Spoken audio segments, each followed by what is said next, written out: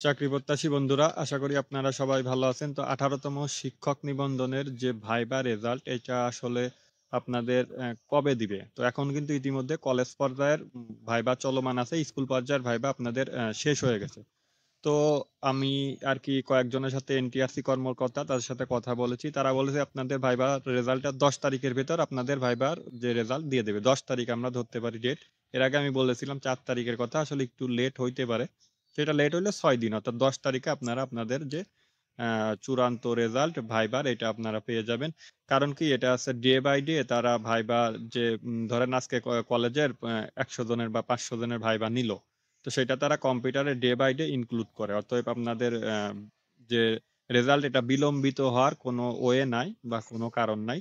তো আমরা ধরতে পারি রেজাল্টটা ১০ তারিখ সর্বোচ্চ গেলে ১৫ তারিখ। ১৫ তারিখ যাবে না। ১০ তারিখ বা ১২ তারিখ এর ভেতরেই রেজাল্টটা দিয়ে দেবে।